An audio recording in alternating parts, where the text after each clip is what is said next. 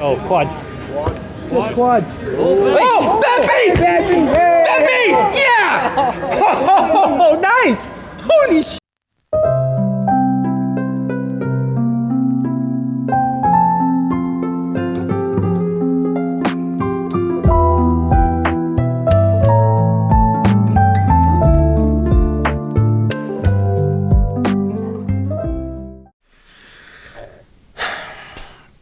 Okay, the title and the clip at the beginning basically sums up the core of this video, of this episode. I hit the Bad Beat Jackpot at Parq Vancouver. Yeah, it's been a couple days and still pretty stoked, shocked. Combination of a lot of different things that I can't even find the words for. Yeah. Leading up to everything, I do have a poker session to share. So I'll be reviewing some hands with you guys as usual, up to the last big one where the bad beat happened. If you want to skip right ahead to me talking about the bad beat, what happens during a bad beat, how much money was involved, how I felt, I'm still feeling right now, check the description. I will have a timestamp. Otherwise, here's my session in chronological order.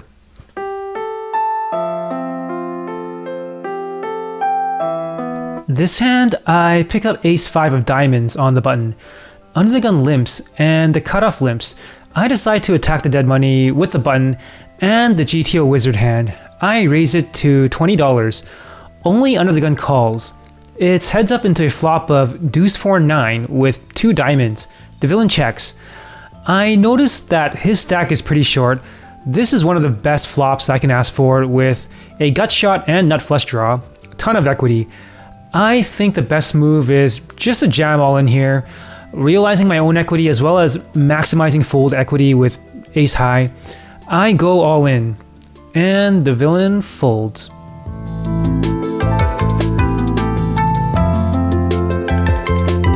This hand, I pick up 3-5 of diamonds in the big blind. The low jack opens to $7, the cutoff cold calls, and the action folds to me.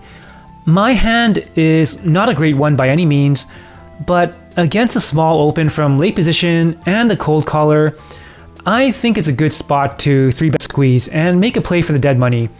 Purely a preflop play, I raise it to $35, and that's good enough to take it down.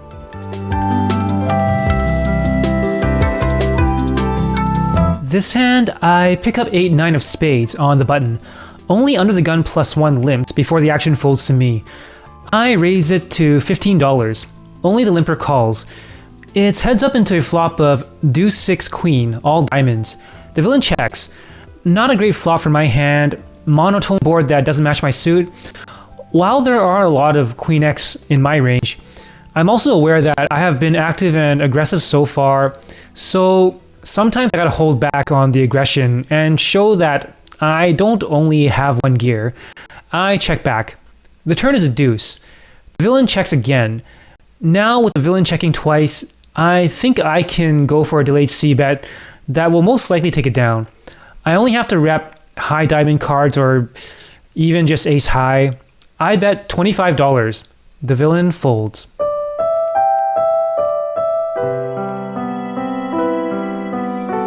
This hand, I pick up deuce 6 of hearts on the button. Under the gun opens to $15. +1 calls. Middle position calls. The cutoff calls. This is a pretty trashy hand that is normally an easy fold, but I do have the best position and tremendous odds. I have not seen a single 3-bet besides coming from myself, so not likely to get squeezed here. I decide to cold call. The blinds fold. It's 5-way into a flop of 5-7-3 with 2 clubs and 1 heart. The action checks to the middle position, who bets out $25. The cutoff folds. I only have a gut shot and backdoor flush draw, but I am in position. This board should benefit me the most. I have the range advantage and nut advantage, and I'm blocking the nuts.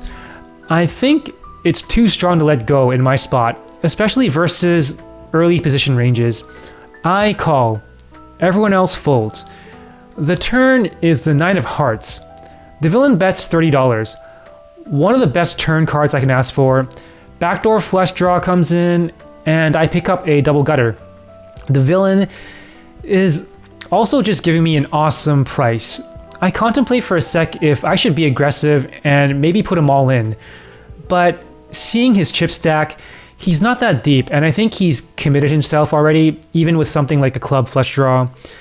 So when he's calling any value hand and any draw that's probably better than 6 high, I think flat calling for a good price is the best play. I call. The river is a jack of hearts.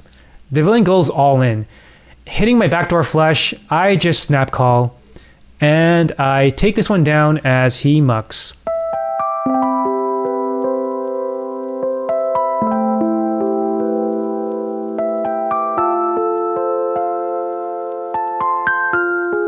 This hand, I pick up ace-king in the small blind. The middle position limps. The low jack raises to $20. Everyone folds and the action is on me. I 3-bet to $80. Everyone folds except the initial raiser, who calls. It's heads up into a flop of 10-9 deuce with 2 clubs. Not a great flop for my range. I c-bet for quarter pot at $40. The villain calls. The turn is an offsuit 7. The board is getting worse for me. I can only rep aces and kings here, and even with those hands, it's not a great spot to be in, out of position.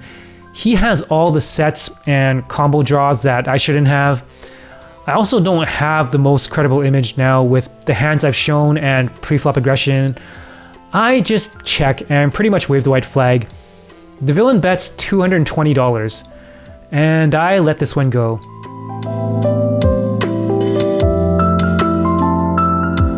This hand, I pick up king 3 of spades in the small blind.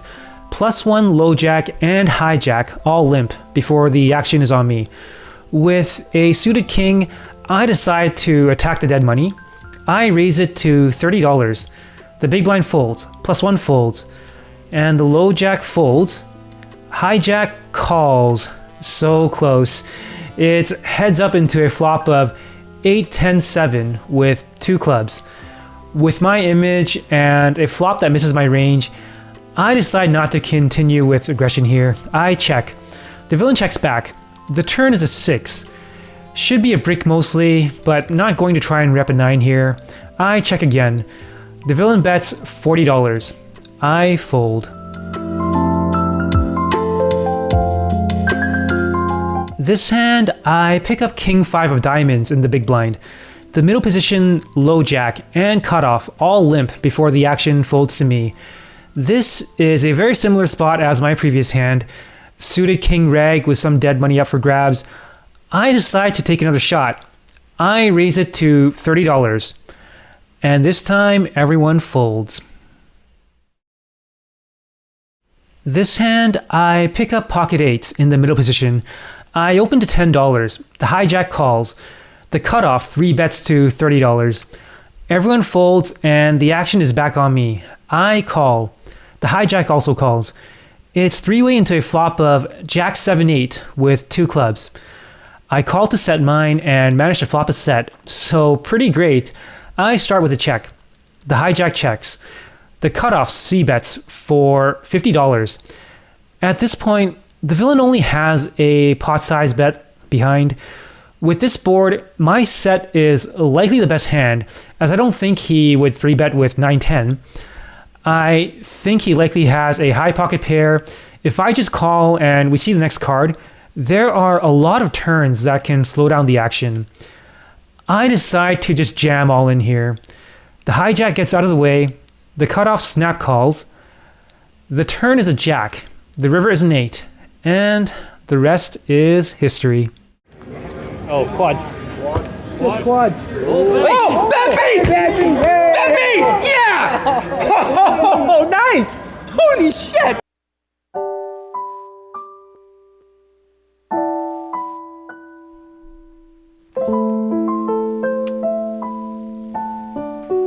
Yeah, that just happened. First of all, for those of you who don't know, a Beat Jackpot is pretty commonplace for most casinos these days. The rules and how the jackpot is distributed might vary from room to room. Anyways, there's a qualifying hand that's set. If a player makes that hand and it gets beaten by a stronger hand, then the whole table gets to share the jackpot. In some places, the whole room gets a piece. At Parq Vancouver, the qualifying bat beat hand is any quads. Your whole cards must be a pocket pair. My quad eights was beaten by quad jacks, so that's a bad beat, and our table gets the jackpot. At the time, the jackpot was at roughly $203K. Yeah, $203,000. This is how it's distributed. The losing hand gets 50%, the winning hand gets 25%, and the rest of the table splits 25%. With my quad eights being the losing hand, I got the big share at 50%, which is around 100K. Yeah, it was very surreal. It still feels surreal talking about it right now. That figure is a lot of money to me. It's a lot of money to anyone, really. Yeah. And yeah, just a lot of joy for this super lucky thing that happened to me. Some of you guys might just hate me right now, thinking life is unfair. Yeah, can't really disagree with you. I definitely don't deserve it, but the poker gods, as you guys know, blesses random people, and when I turn out to be one of them, I will take it. So, a bit of a story and interesting thing I learned about tipping. So when the Beat Jackpot happens, the casino managers, they do their thing, verify the cards, take everyone's ID, then they ask everyone individually how they would like to be paid. You can choose by chips, cash, check, or a combination. So when I was asked, I didn't really think much about it. Knowing the figure was big, I instinctively just said by check. Later on, I realized that I should be tipping. More than happy to, of course. But my payout was going to be by check, and I can't tip with that. Oh, and by the way, thank you to my buddy Trevor, who was also present at the time.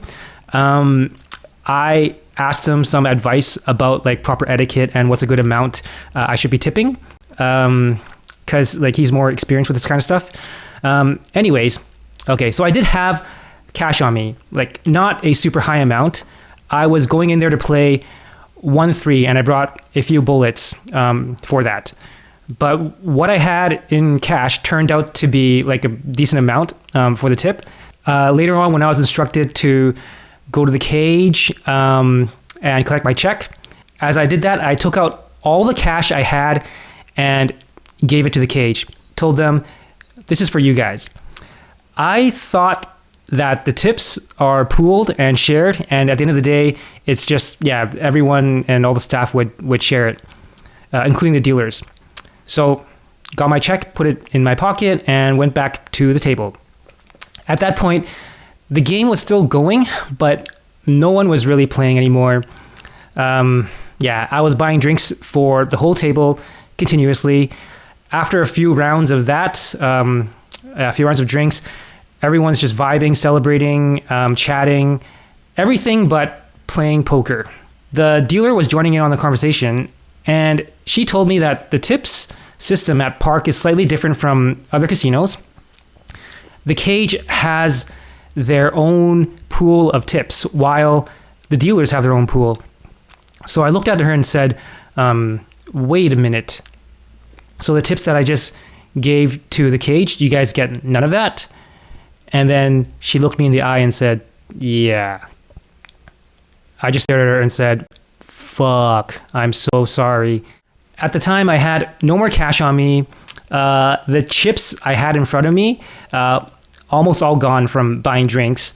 So what I ended up doing was I went to the ATM, withdrew a bunch of cash, and then brought it back to the table.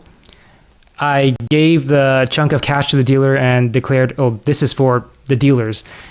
And then she did her thing with a big smile, counted all the cash, laid it out, asked the pit boss to verify. Yeah, so don't know if this matters all that much to you guys, but for me, it was good to know and interesting to learn that, there's a different system of tip sharing from room to room. Might be a good idea sometimes to know who you're tipping if it matters to you. So what happens now? Not much. In no way am I losing sight of how lucky I am and what a big chunk of change I just received. Oh, by the way, I took this really bad photo that's posted on Parq Vancouver's social media. Yeah, I look like such an idiot. The other gentleman you see there is the winner of the hand who took down 25%. True story. So that was the only hand he played at Parq that day. He sits down, very first hand, gets quad jacks and beats quad eights for the bad beat jackpot, cashes out and leaves.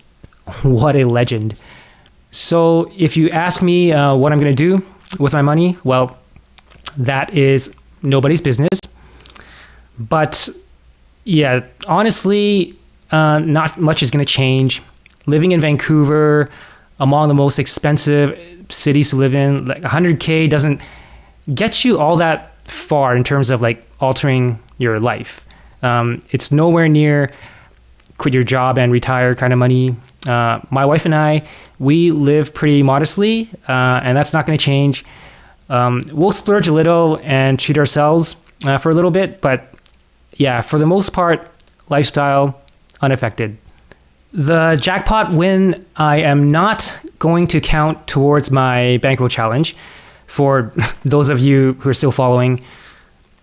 Otherwise, I'd just be announcing $0 to 100K in less than 4 months. Challenge and series over. Come to think of it, wouldn't be a bad series, actually. So here's a bankroll update. The last hand I actually played was when my quad eights was beaten by quad jacks. After losing that pot, I had around $380 in front of me. So that's what I'll say I ended the session with. In actuality, I spent all that on drinks afterwards, but yeah. For this session, I bought in for $500, ended with $380, and that's a loss of $120, bringing my total bankroll to, yeah, this is happiest loss of my life. As you're watching this video, I will actually be in Vegas. This is a trip that was previously planned. So for the next episode, hopefully I'll have some nice sessions to share with you guys from Vegas poker rooms. I know it's really hard to not watch this and hate me right now. Anyways, remember to like and subscribe. I'll see you guys next time.